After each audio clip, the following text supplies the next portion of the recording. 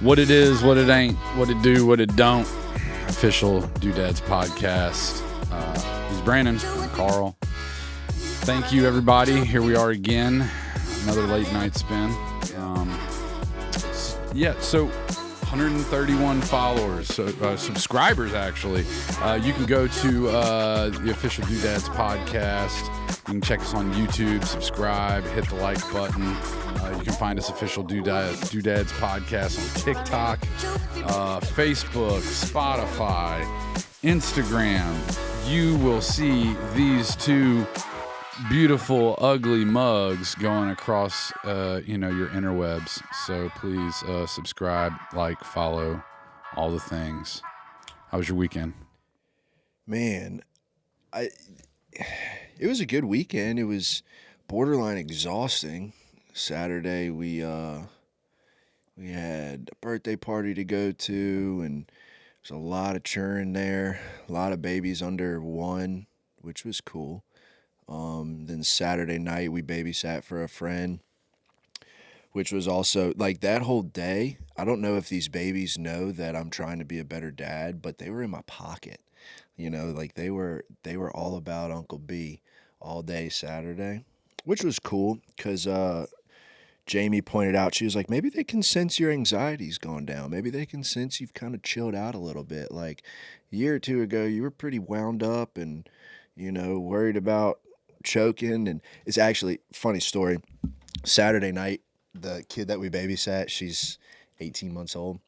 And she choked and died. No. That was not going to happen on my watch. But she was sitting on my lap, and we were feeding her, like, chicken nuggets and french fries or whatever.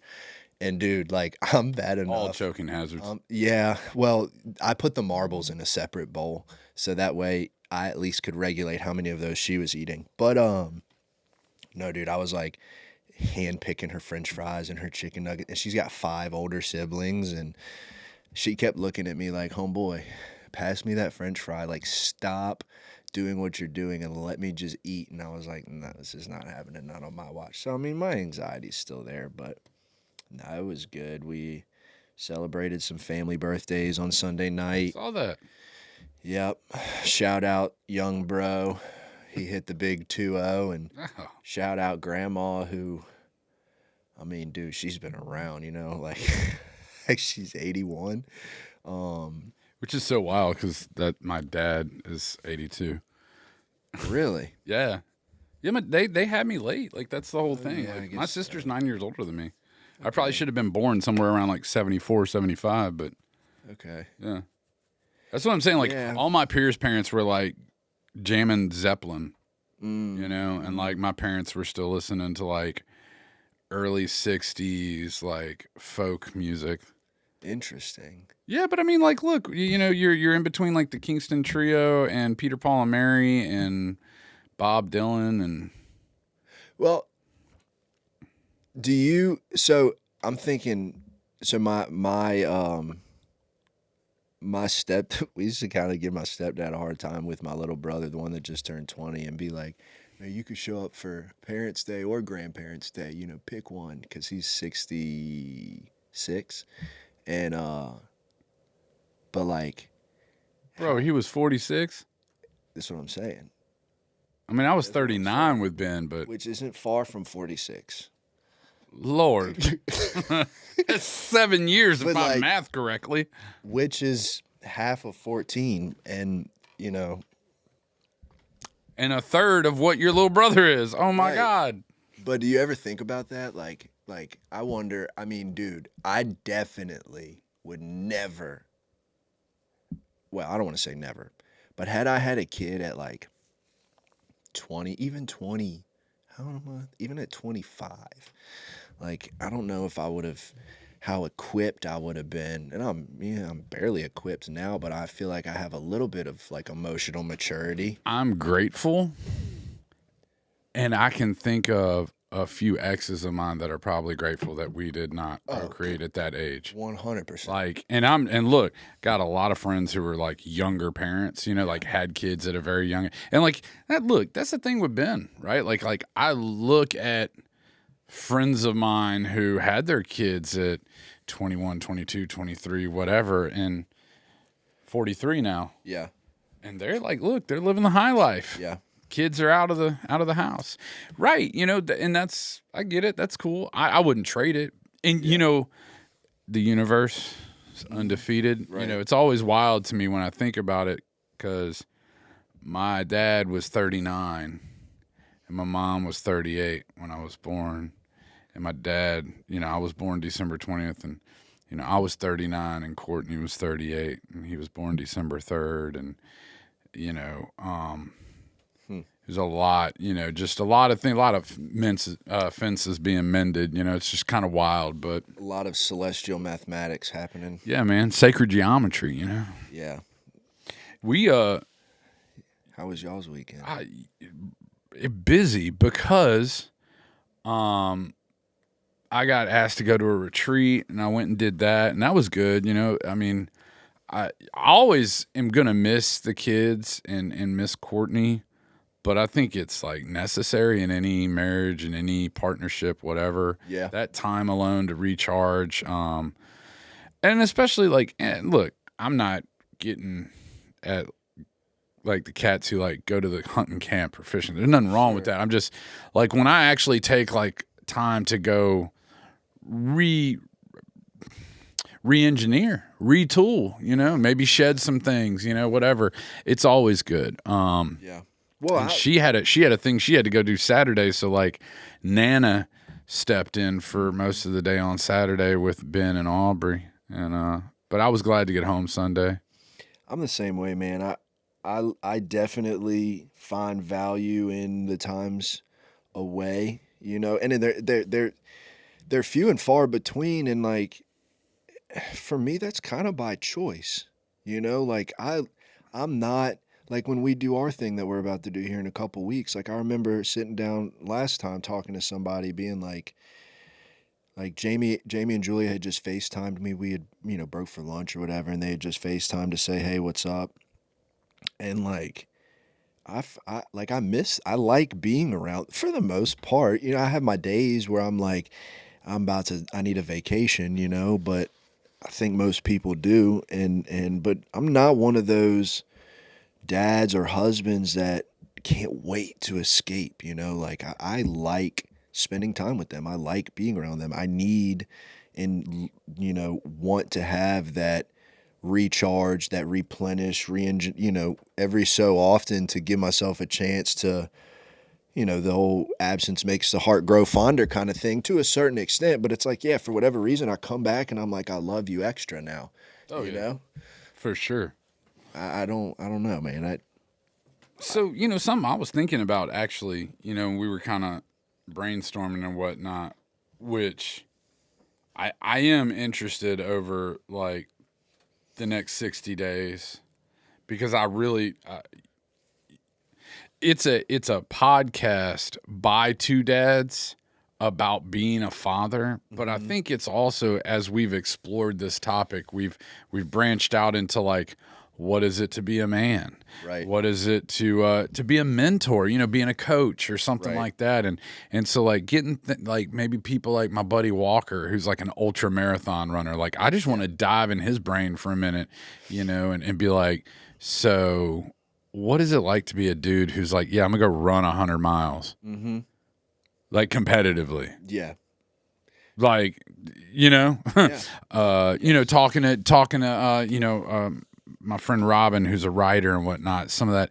But, you know, I was thinking, actually, when we were talking about that, just talking shop, something that's been on my mind the last couple of days, and that's kind of a good segue, I guess, is with the retreat and stuff like that.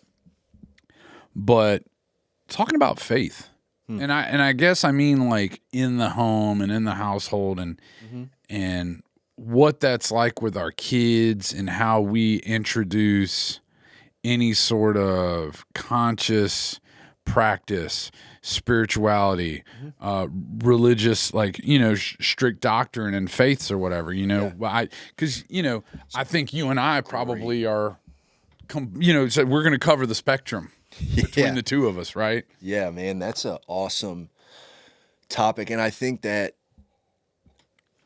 you know, I'm going to speak for me, but I think that we will probably share this, but these, you know, principles or ideals or things that I hope to instill in Julia, I didn't make them up. You know, like me and Jamie didn't sit around the dinner table and go, these are all based on something bigger than us. These are all based on, you know, spiritual principles that we live our lives by, that we want, you know, her to live her life by, hopefully. But I think it's cool because it's so different for everybody. You know, like I think that, you know, for us,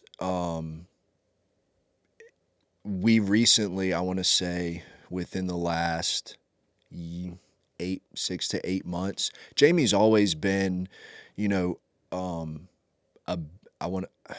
a better practicing Christian than I have been, you know, as far as attending church and, you know, studying the Bible, reading things along those lines than I've been. And after what happened last fall with the miscarriage, like she really dove back into that really hard. Kind of it just naturally happened. And that was, you know, thank God, where she pulled a lot of faith and strength and courage to get through that from. And it set an example for me, and it kind of put me in a position to allow a lot of my prejudices or a lot of my disbelief or a lot of my wrong ideas, per se, from the walls that I built up around that. It kind of allowed for a lot of that to come down, and I was kind of able to follow her lead. And so I'm starting to experience my own journey in a new way than the way I grew up or the way that I've believed in the past, and trying to explore more of that. And it's actually kind of funny. This past Sunday, you know, with the broken foot, we've been watching church from home on TV or whatever, the stream. Wait, what? What? We've been watching church from home. They stream it. So, like, we can watch the thing. What? That's just wild to me. Like, me I mean, too. legit. Like, it's, me too. Like, having y'all are non-denominational. Yeah, so we attend a non-denominational Christian church. You know, we both grew up Catholic.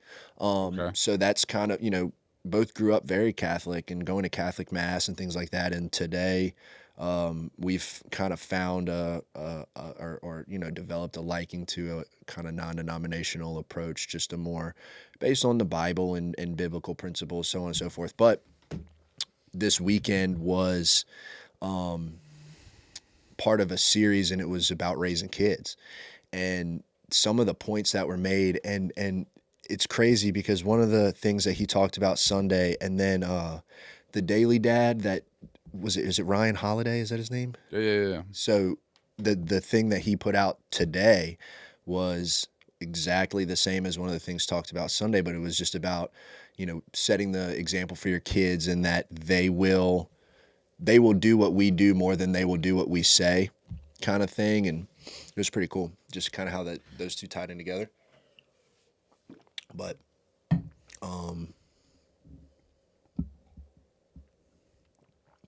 yeah, I don't know where I was going with that. I lost my train of thought. That's all right.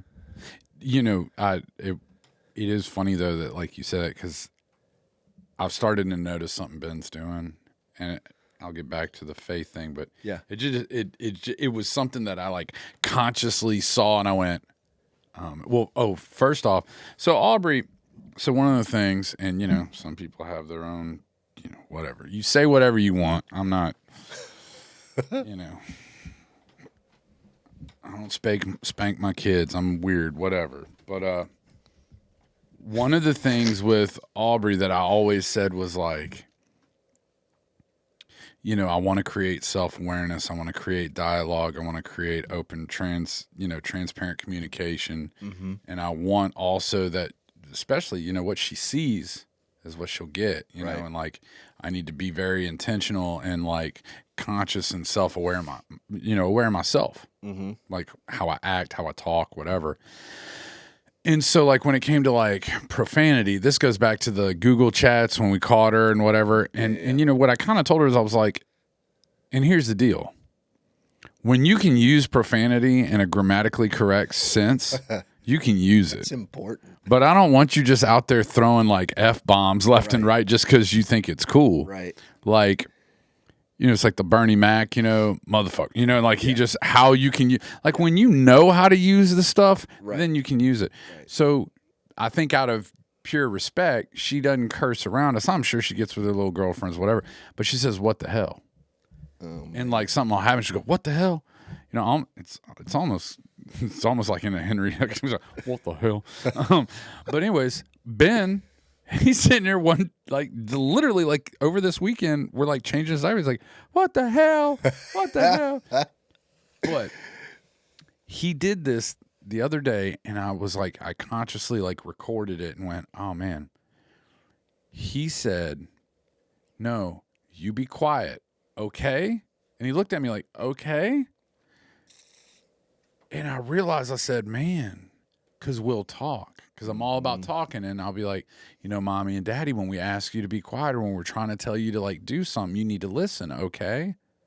Because I'm always ending it with a clarify, like, do you understand? Like, okay.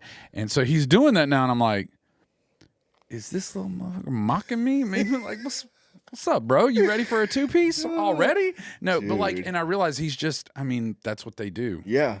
Yeah. But it's, you know, talking about faith, it's crazy because I grew up, you know, in this household where like my dad's like the recovering Catholic. Yeah. And my mom was like First Baptist from North Louisiana, like Jimmy Swaggart country. Right. Like 100%. Like, yeah. I mean, well, she's from the town where Jerry Lee Lewis and Jimmy Swaggart, you know, she's from Faraday, Louisiana. And like, that's what she knew. Yeah. Hellfire and brimstone, and he knew mass 3 times a week, and his mom wore the doily, like old school, legit, like Catholic, right? And they're products of the 60s, you know. They got married in 64, like I've said, and you know, they started reading.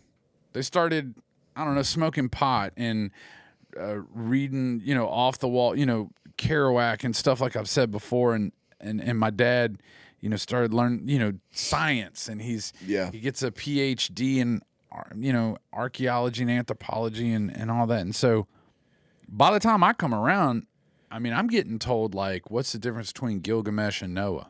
I mean, do you know who wrote and which story is correct and all? And, you know, I'm 7, you know, I'm trying to like save Flint and Duke from Cobra Commander at this point. You know, I got bigger fish to fry. Yeah. But it's crazy because, you know, throughout like a lot of the drugs and alcohol and stuff that I talked about, and a lot of, even after that, like I was always searching, trying to find something. And I think some of my dad rubbed off on me in a good way, you know, sometimes in a bad way, because cynicism is not always a good thing. I do believe the like question everything, like research, don't just, you know, bite into the tagline, you know, clickbait kind of, way of thinking. But it did make me question things, and so I was always reading, and I was always searching, and I had this job where I was working a graveyard shift at one point when I was about 20, and I got like kind of a study edition Bible, and I started with the New Testament because these people are like, well, I just did a Bible study, and I started with the Old Testament. And I'm like, that's you got through all them begats, bruh. Yeah. But like I did, and I read all that, and then, you know, and my dad has a Quran because he's got like a Torah, a Quran, he's got all the, you know, And I read the Quran, and I even read fictional stuff like the Celestine Prophecy, and I started reading about Hinduism and Shinto and Buddhism, and whether that was, you know, Hindu and Buddhism, or whether that was more Dharma Buddha, you know. And I'm always you know, searching and all that. But what I was thinking and wanting to really hear about y'all is because my folks never took me to church. Yeah. In a lot of ways, a lot of stuff my dad filled me with kind of became defense mechanisms because, I mean, for sure, you end up, there's always somebody there with a megaphone telling you that, Sure. like, even good people are going to hell. It's like, well, damn, hell's going to be the place to be, bro. Yeah. But like I said, I was always searching, but I never had like any specific practice until it became necessary for me to have a practice, and whatever that may be. So here I am with kids, especially somebody else's kid. Yeah. And I'm like, well, I'm not trying to push nothing on you. Right.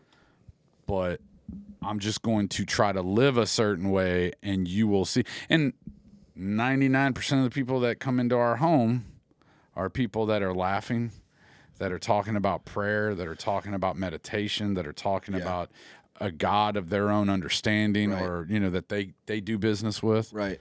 And, it's crazy. And I wanted to read this because, one of the guys that I kind of latched onto was Thomas Merton. You ever heard of Thomas Merton? I don't think so. Jesuit priest, had an early calling. Spent some time in France with his dad. Had a pretty really cool upbringing. Was well educated. I mean, he literally a Jesuit's wet dream. Yeah. And he Which is a hilarious phrase, by the way. Look, we all know the dynamic here, all right? But anyways, the best thing said on here. So yeah, but like he dives in, he becomes a priest, and he dives into his faith. But through that, he starts to have some awakenings of his own, and he kind of withdraws. And he becomes a mystic, and he's not so into he believes that ritualism and dogma loses, it's what we lose sight. And he has this prayer, and it is probably my second favorite prayer. My first favorite is in another book, and I don't know, but this, because I believe if there's anything that I'd like want to instill in my kids, it's this kind of thinking and psychology. Yeah. And so here it is. It says, "My Lord God, I have no idea where I am going. I do not see the road ahead of me. I cannot know for certain where it will end. Nor do I really know myself, and the fact that I think that I am following your will does not mean that I am actually doing so.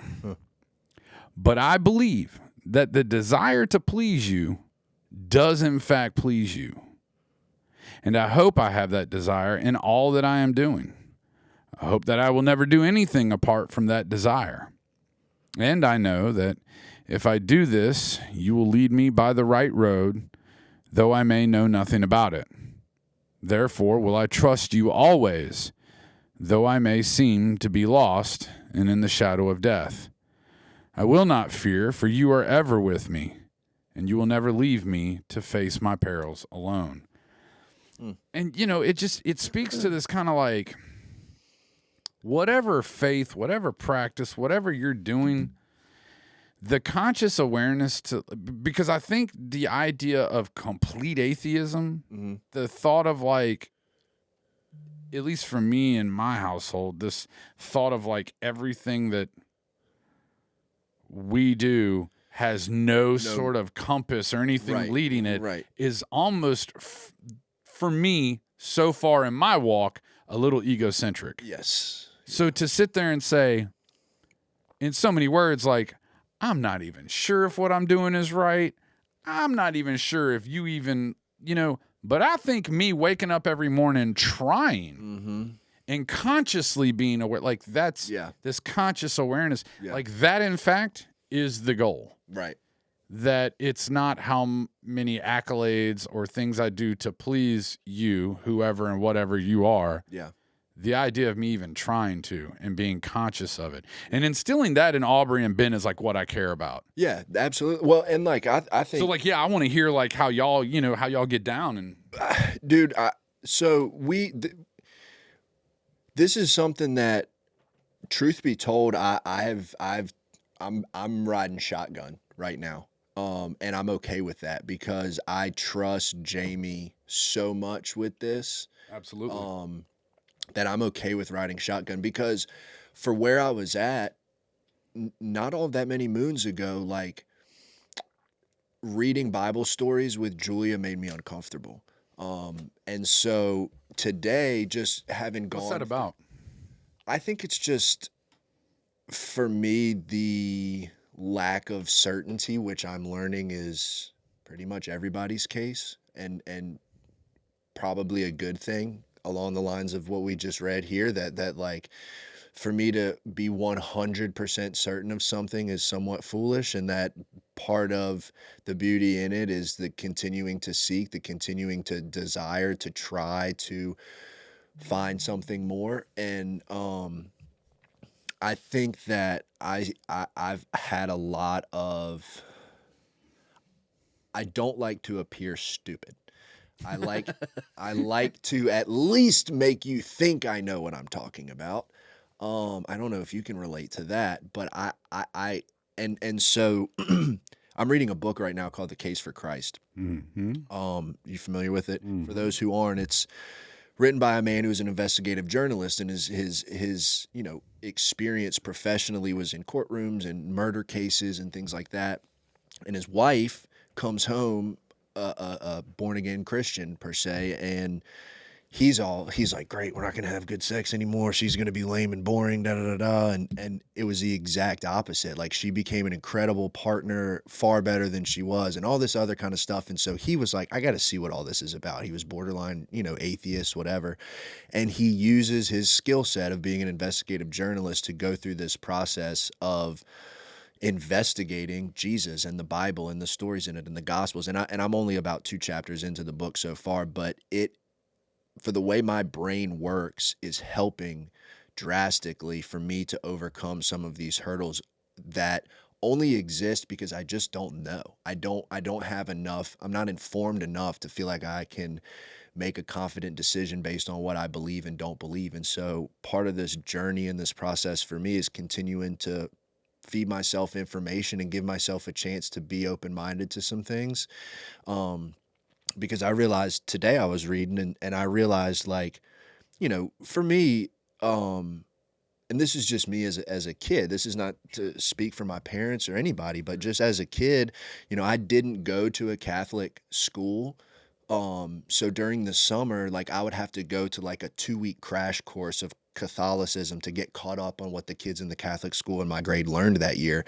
And I would have to miss baseball practices. And and I was pissed. Like, it was an inconvenience. And like, there were some cute chicks in there and stuff, but still, it was not where I wanted to be as a 12-year-old dude during the summer. And so, like, I just didn't, take the time. And I kind of always had this belief in the back of my mind that, like, sure, something's probably out there, but like, I'm chilling, like, I'm pretty good on my own accord, on my own propulsion. I'm doing okay, and drugs and alcohol took their course years later. And then I came to realize that there's a lot of things that I'm not all that great at without help from a power beyond me. And now digging even deeper into that idea as far as Christian beliefs, and somebody, this was a kind of a game changer for me in my personal walk. And then I'll kind of get back to the Julia situation. But I was talking to a buddy of mine who was raised in a certain religion, and he's kind of my go-to guy when it comes to like historical stuff and information about the Bible and Christianity, because he knows a lot. He's very well educated in that.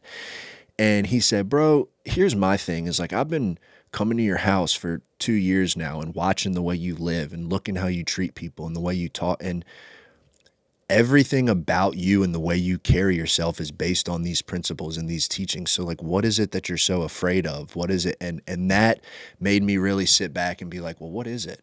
Just like you just asked, like, what is it? And I feel like part of what I've uncovered so far for me is that there's a little bit of a safety net that I still like to hold on to that makes me feel in control over some things that I'm struggling to cut ties with.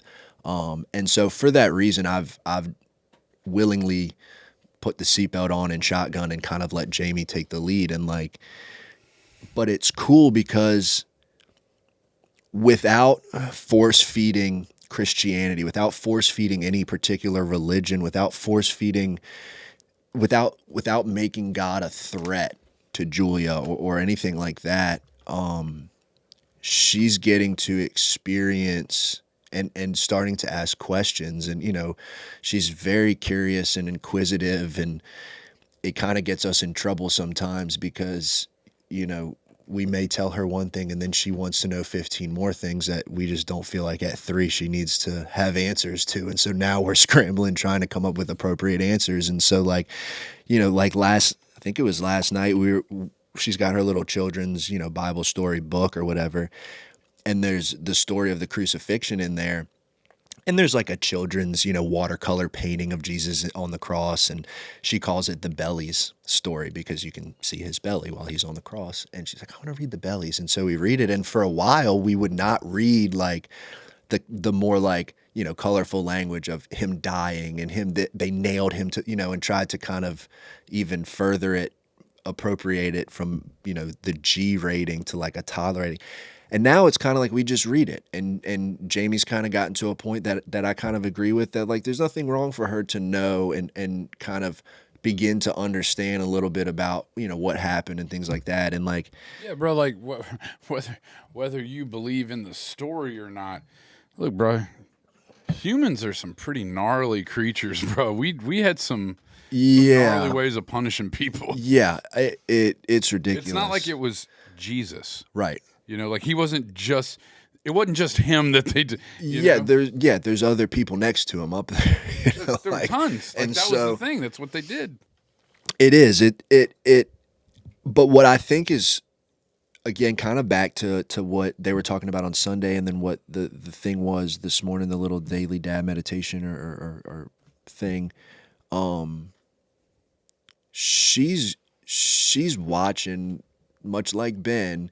And we don't even realize to the extent that she's watching, like I know for sure that I didn't really think about it until I had heard it Sunday. Like I've always felt like what I tell her is super important. And I'm realizing that like, it's probably like 95.5, like 5% of what I tell her might be important, but like 95% of what I do is so much more important. And so like, and actually somebody had texted me earlier today about, you having a 3-year-old boy, me having a 3-year-old girl, and kind of the differences and stuff in dealing with them and raising them and whatnot. And it's like, you've mentioned it before with Aubrey. Like I want her to watch the way I treat Jamie and know, like for all you girl dads out there or guys who may be becoming girl dads here soon, like,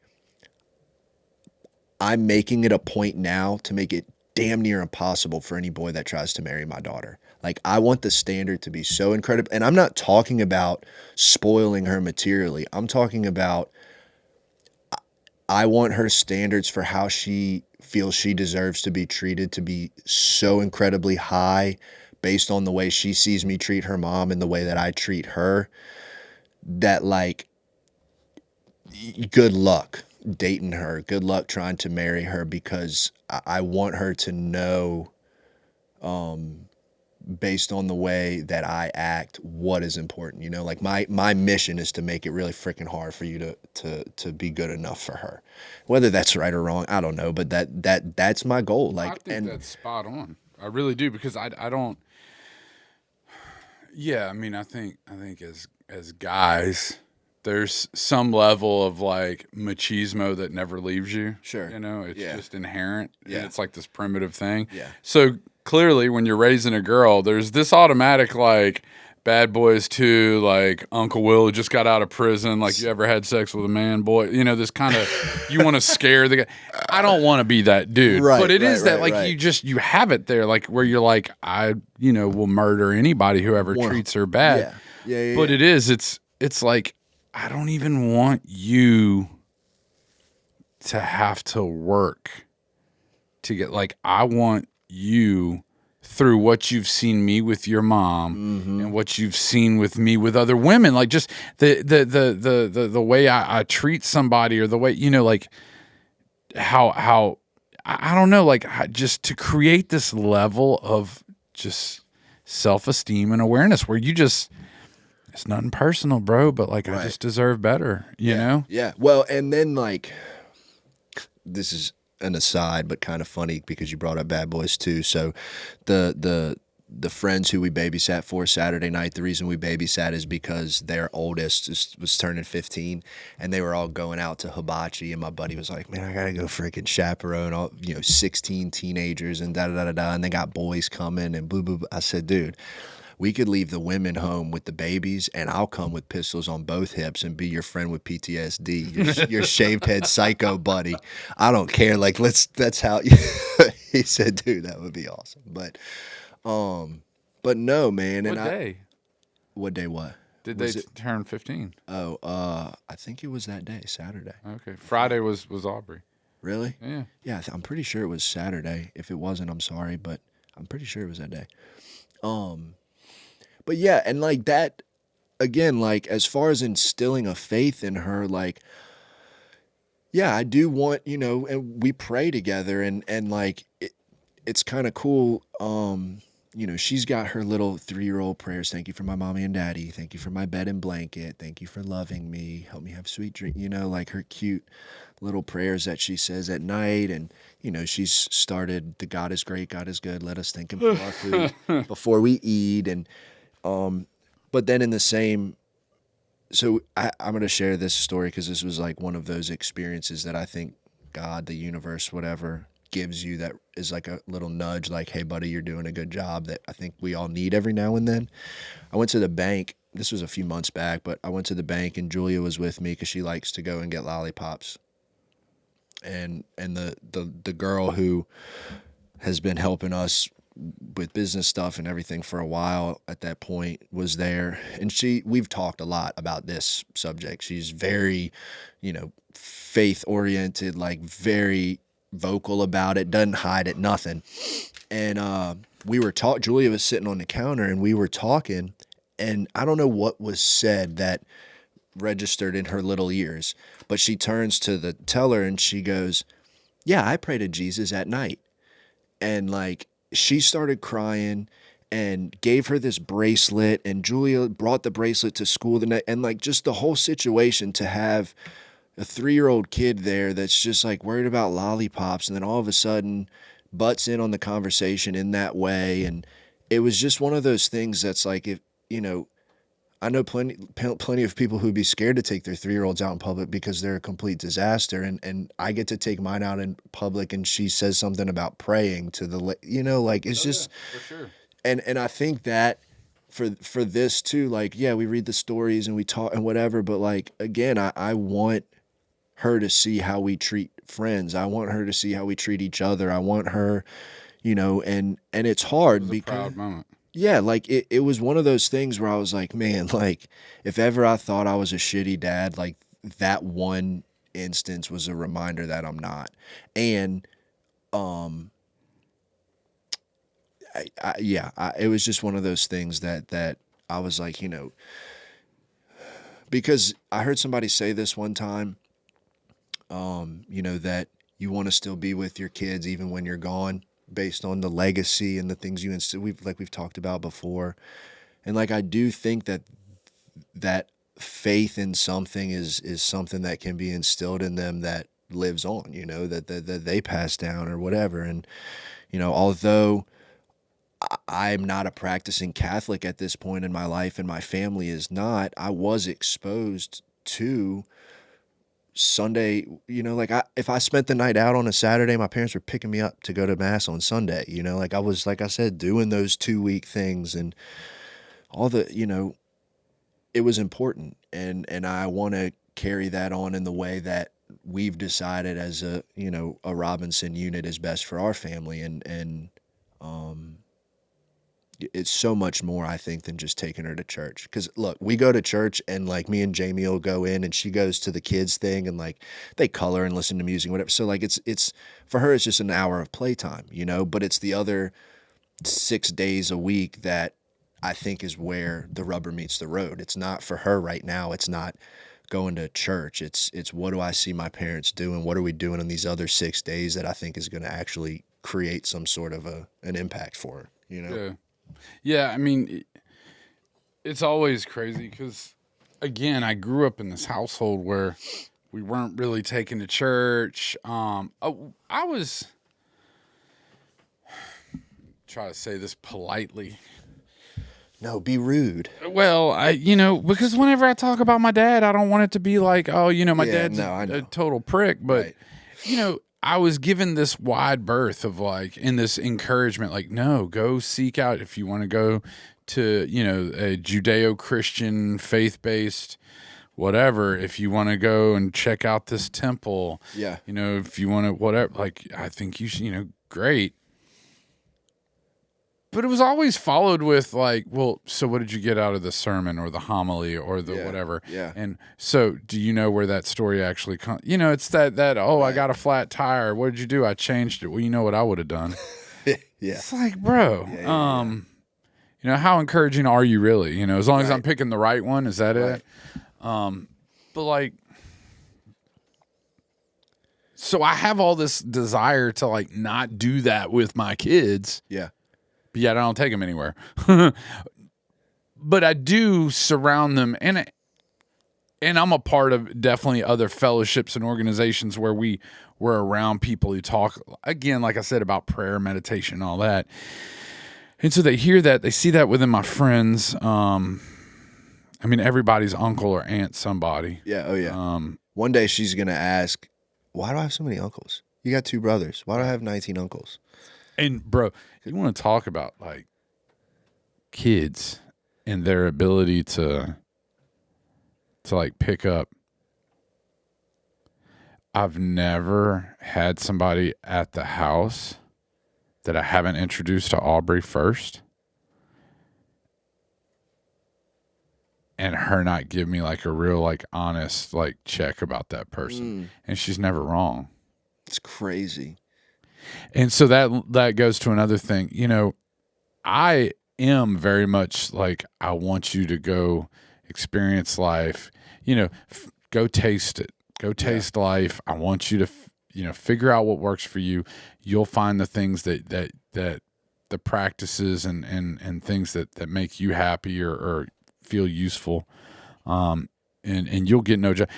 Like I said, it goes back to the WWE, whatever. You want to go be a professional wrestler, I will be right. I'll go get the tights. Sure. I want to support you in the best way I can. But it's what I guess I find myself trying to figure out, well, am I being too lax? Should I? It's kind of like the sports thing, are you not involved in something and maybe I should have you? But I have those moments like you're talking about. And I always tell this story because, it rocked me.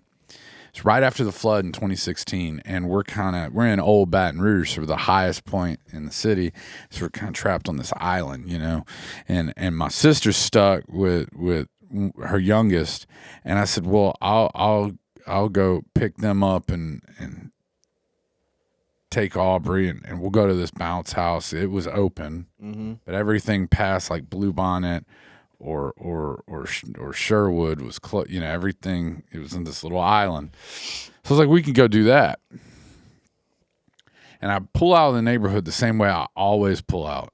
This is back when we were living in our old house in the Garden District, but and the streets are narrow, but I when I left, it didn't matter if I was going to get milk, if I was going to work, if I was going to meet the president. I was leaving down this street and taking this turn, and man, I did. She's in the back, and the Kentwood bottle guy's and he's a big old truck, right? And it's barely a 2-lane road, and it's all neighborhood roads.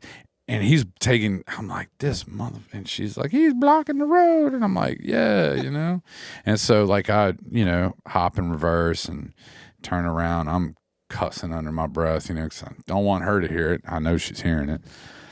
And I get out the neighborhood and there's this cat and he's just struggling. Just wrecked by this trailblazer that he cannot get off the road. And so I throw it in park and I get out and he's, oh man, my wife's car and it stopped. I already called AAA. I got these penny loafers. I can't get any traction. I got you, my guy. Yeah. So we go and we get it off and we shake hands, whatever. I get back in and she's, Carl, why, and I was ready to it was going to be a moment of pure, like I was about to instill some real, like, I was about to drop some pearls on her, right? This is going to be the one she talks about on her podcast. Right, man. This is the moment, like, that's going to shift her trajectory. It's all going to be because of this.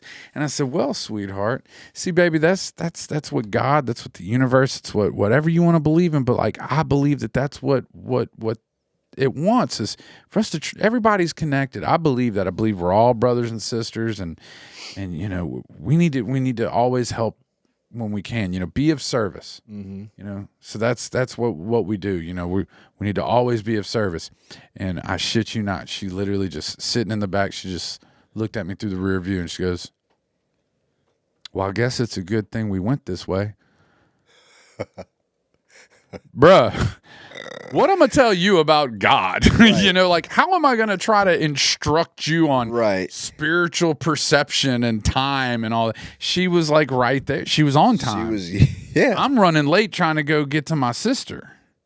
Man. I'm trying to get some. Like, do you understand the things that are going on in my head? Yeah. And she's just right here, right now, dude. Greatest moment of my life, and it's that kind of stuff that I go, maybe I'm not doing too bad, you know? Yeah.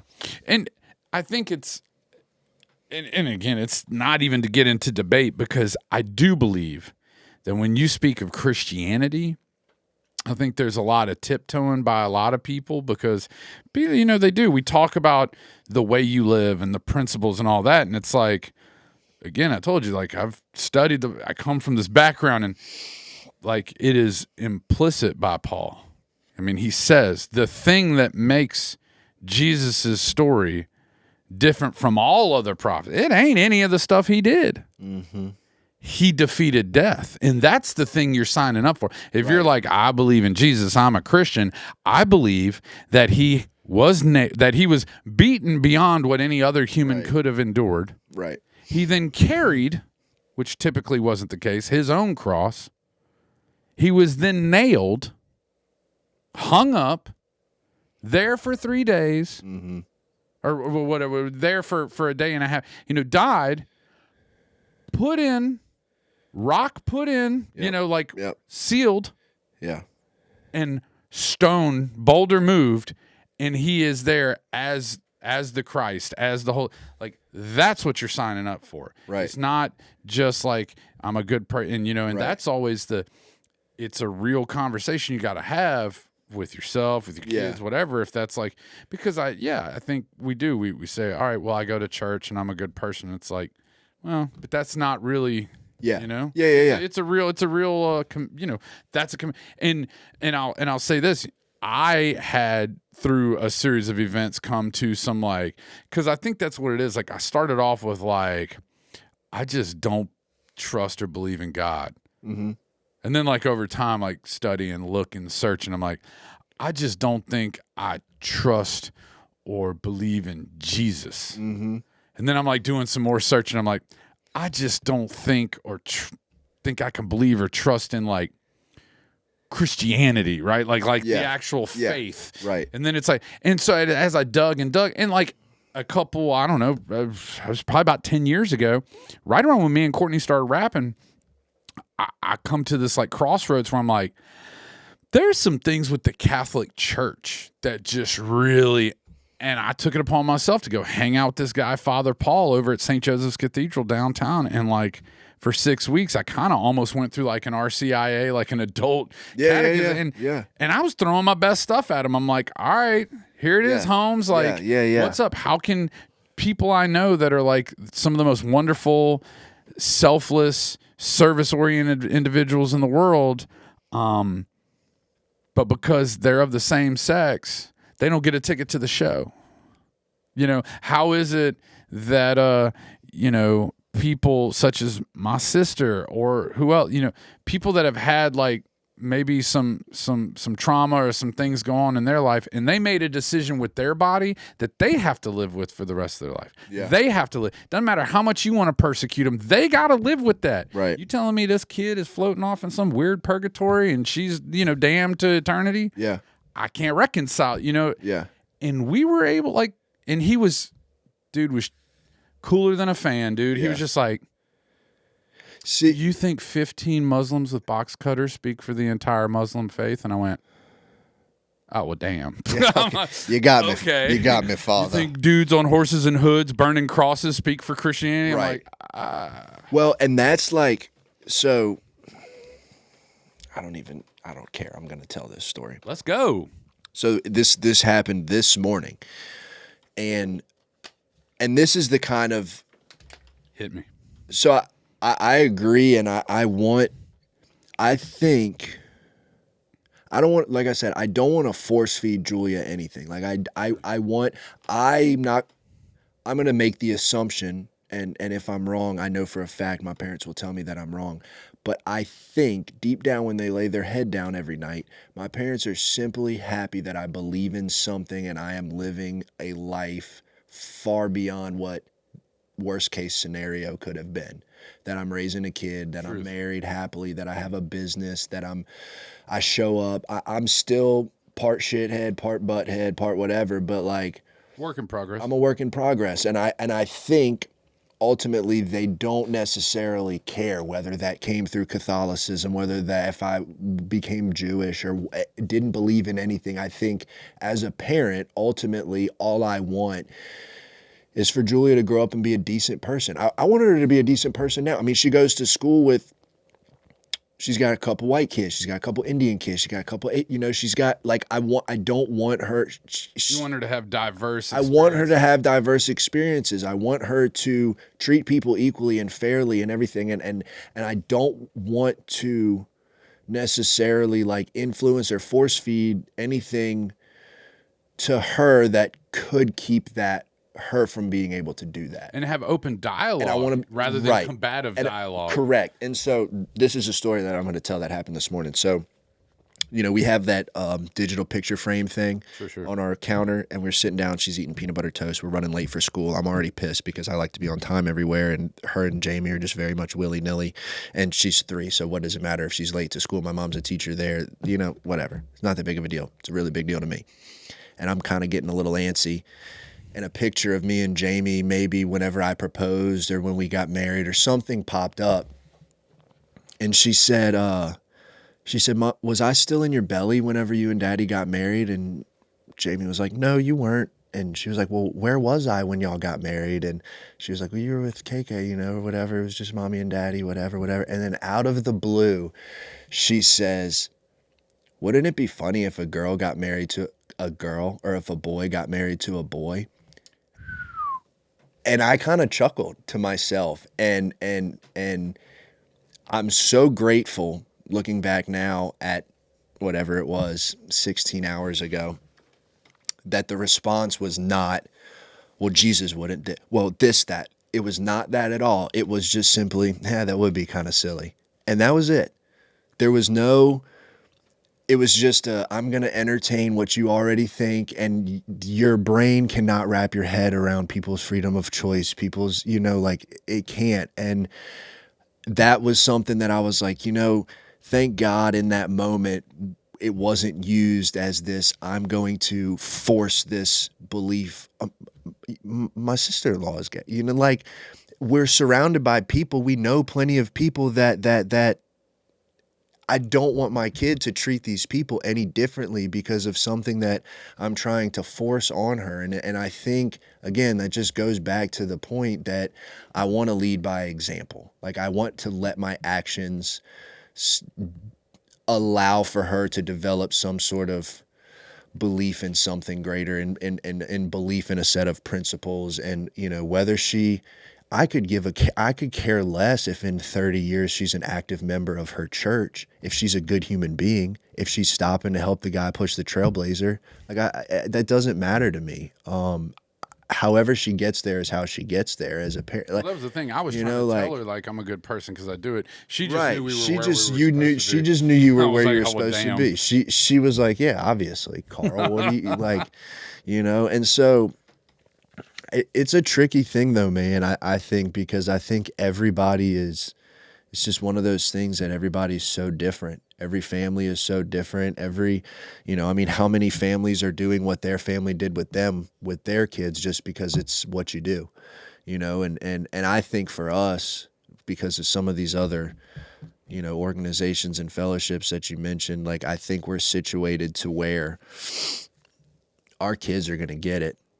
They're going to get exposed to it. And like, it's funny because a lot of parents fear of their kids making friends and going to their friends' houses and this and that and the other. Like, I'm sure that fear will exist when middle school and high school and, but like, as far as I'm concerned, like the kids that my kid is friends with, like I know exactly what your parents are doing for the most part. I know pretty damn well like what your parents are trying to live by and trying to do. Like I know, I get it, and so like that, the way that our lives are situated, I think alleviates some of that to a certain degree because,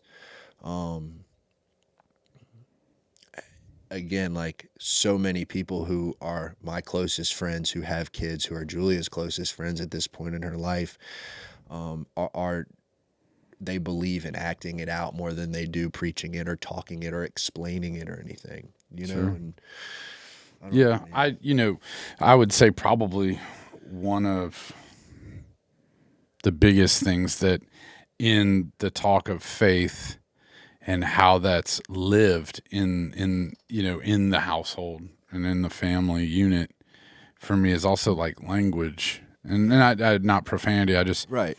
And I'm going to say this, and it was just because it's an observation, and it's by no means a critique, and I'm not even trying to, but it's just an observation. The freedom for someone for which they choose to love, Yeah. And what I believe is, and we're talking now decades, maybe even 100+ years of changing of paradigms and language and how we see and think. And because I'm not confused to anybody who's listening, watching, hearing, subscribing, whatever. I'm a hetero white male. I understand I'm at the head of the food chain. I'm not confused by that. I've got nothing against me. You were born with that 820 credit score.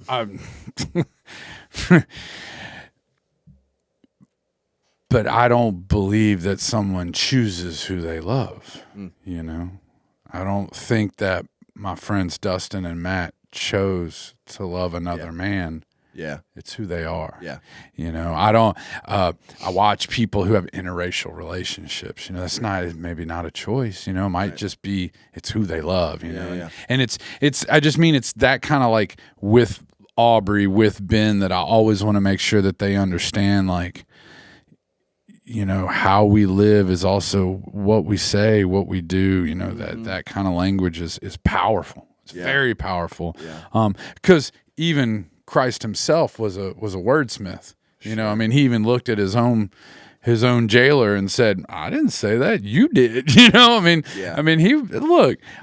Jesus was a bit of a pimp with the language. I mean, he really did. He looks at the episode title, Jesus was a bit of a pimp. It's wild though when you think about it, because I don't know that I could look at a judge or a prosecutor, or a sheriff per se, or governor, depending on how you want to look at Pontius or who, and say, "Well, you're throwing this on me." Yeah. I'm just living my life. You say I'm the King of Kings. You say I'm the Son of God. It's like, I think language is powerful. I think language is very powerful. 100%. And especially now, like, at 3 years old with Ben and Julia, like, what the hell? Right. I mean, and it's hard because it's cute and it's funny sometimes, but it's like,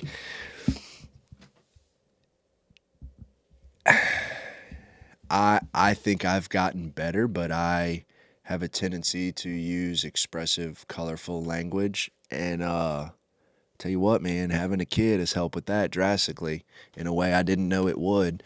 When you hear her, say, the dog's under the table, get your ass out of the way, or because that's what I say to him, or whatever the case, and yeah, profanity, sure, but yeah, you're right. Like the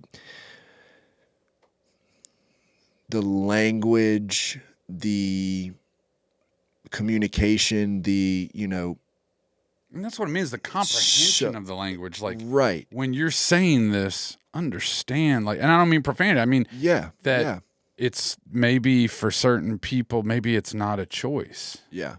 Like, I don't choose to like women. Yeah. I just do. Right. Yeah, you're right. You know? Yeah. Yeah. You know, these are the kind of conversations I never really thought. This is one of those things that I don't think a whole lot of people prepare you for, you know? Like, I feel like there's a book that's yet to be written about the things that people don't prepare you for when it comes to having kids and being a parent and the things that you experience. I mean, you know what? I did not wake up this morning and mentally, spiritually, and emotionally prepare for Julie to make that comment eating her peanut butter toast when we were running late for school. Right. You know, like, these are the moments that, like, to bring it back, without some sort of understanding or guiding force or God or belief myself, I wouldn't be able to handle. Like, I wouldn't know.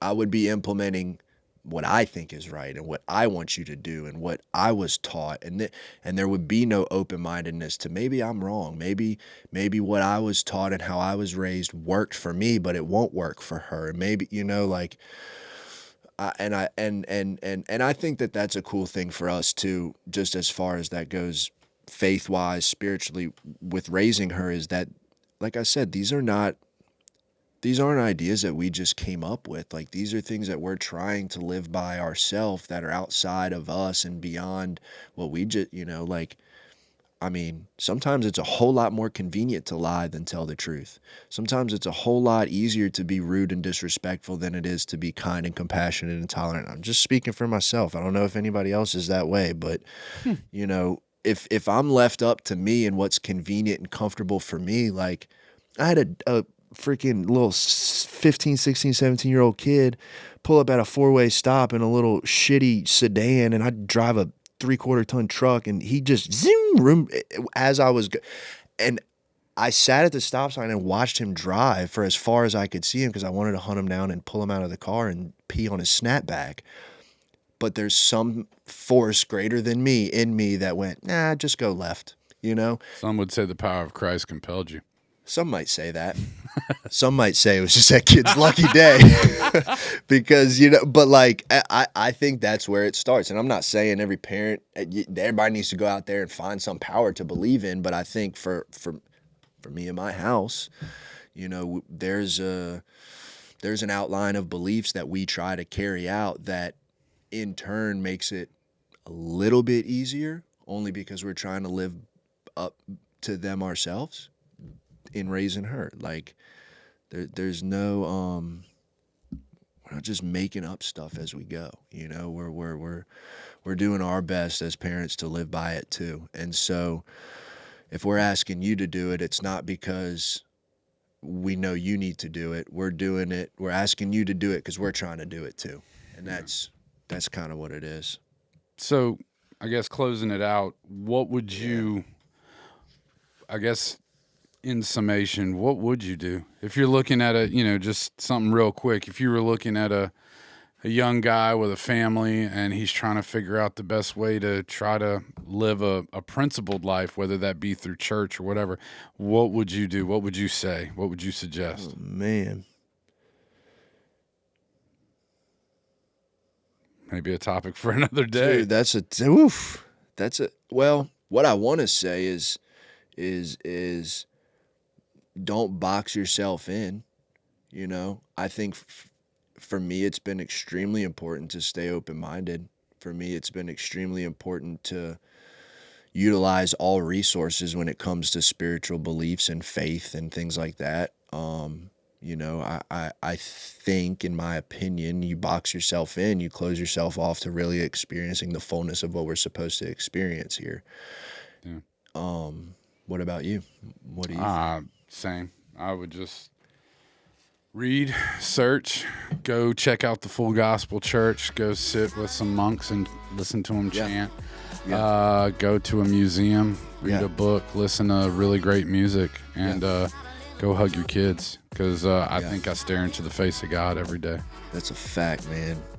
Official Doodads Podcast. Find us on TikTok. Find us at the YouTube channel. Please subscribe, like, ding, click.